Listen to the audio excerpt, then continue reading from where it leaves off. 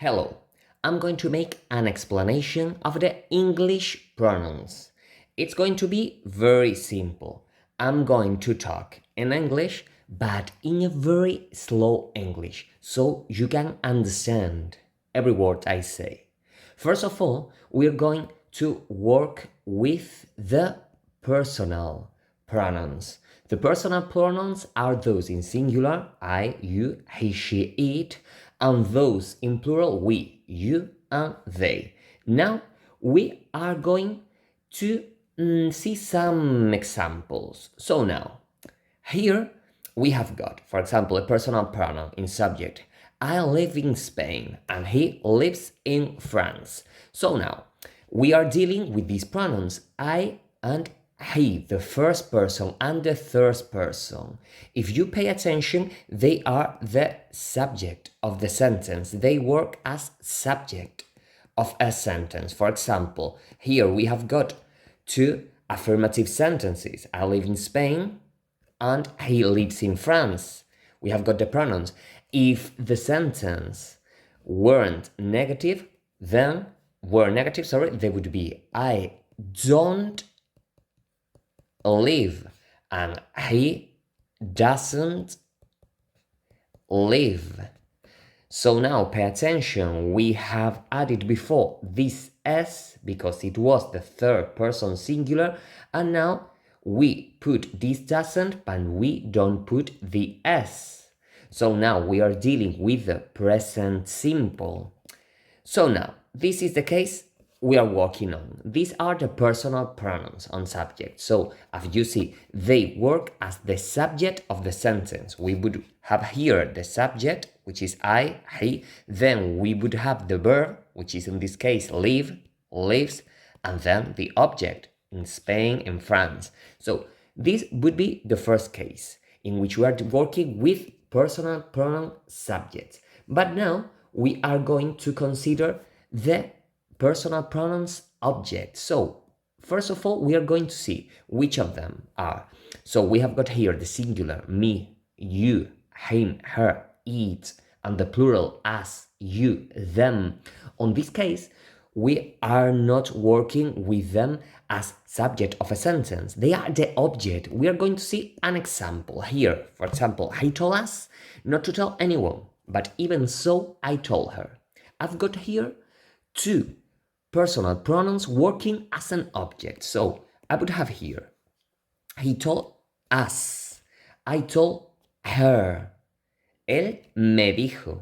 So I'm dealing with a pronoun which would be a subject pronoun. He told us. That would be the object.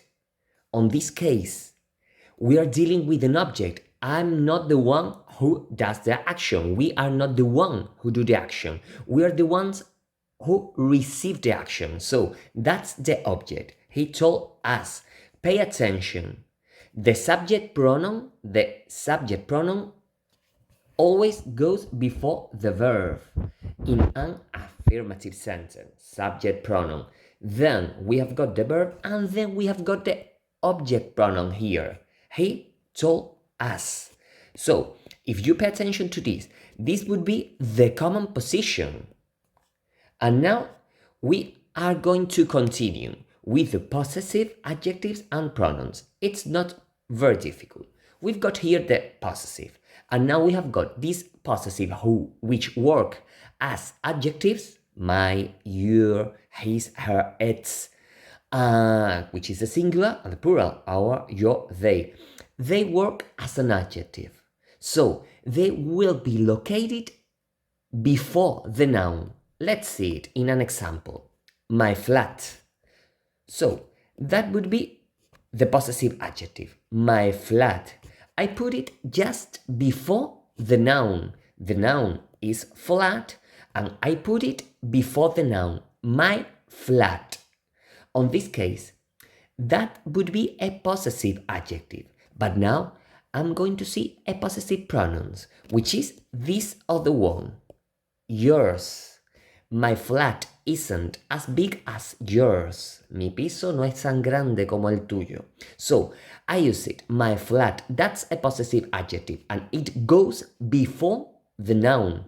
But now, when I'm using a possessive pronoun, I use here yours, and you see that the word flat doesn't appear anywhere. So I'm not using flat. And why?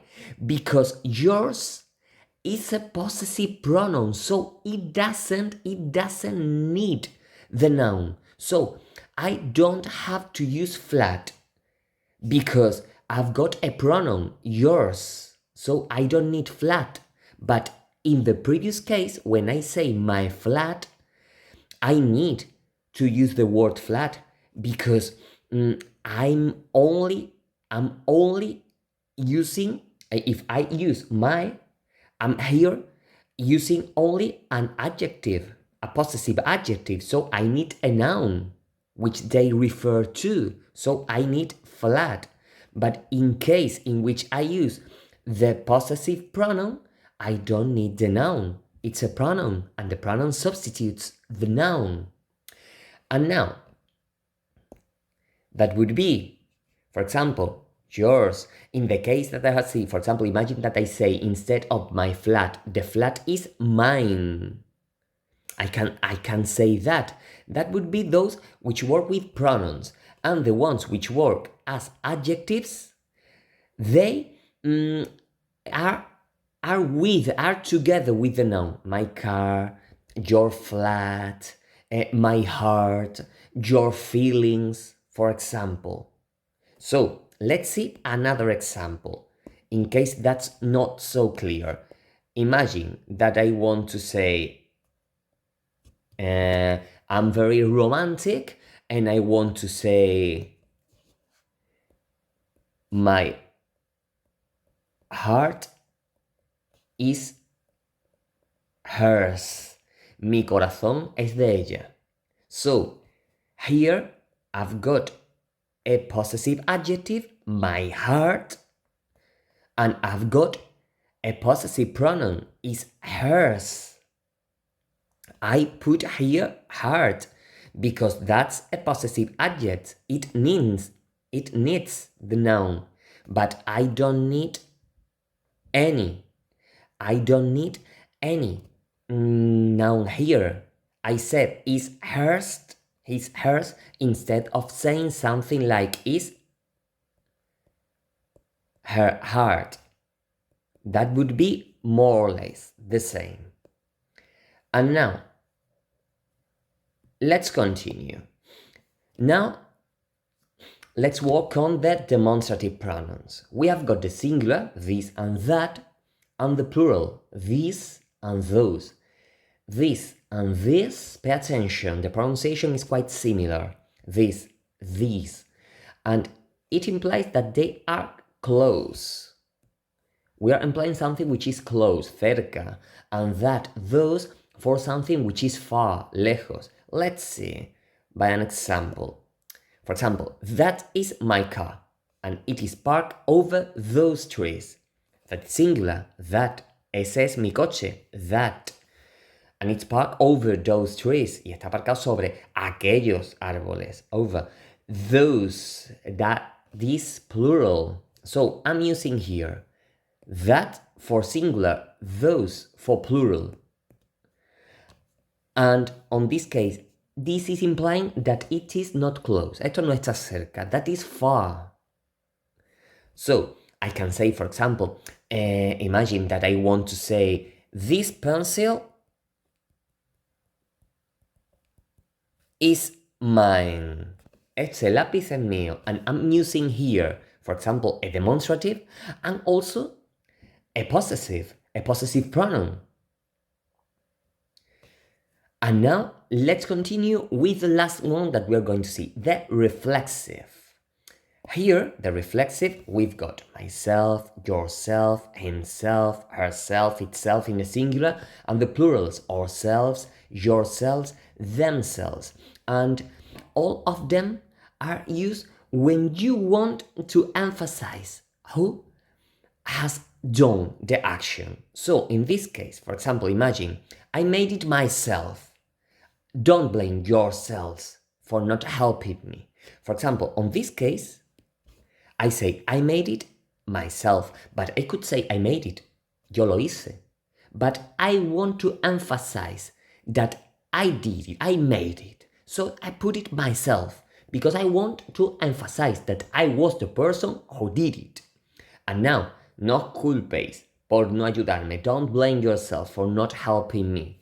On this case, I say, don't blame yourselves because I'm referring to the person who are going to do an action upon themselves. Ellos van a hacer una acción sobre ellos mismos. So I say, don't blame yourselves. Okay, that's more or less the personal pronouns explained in very simple English.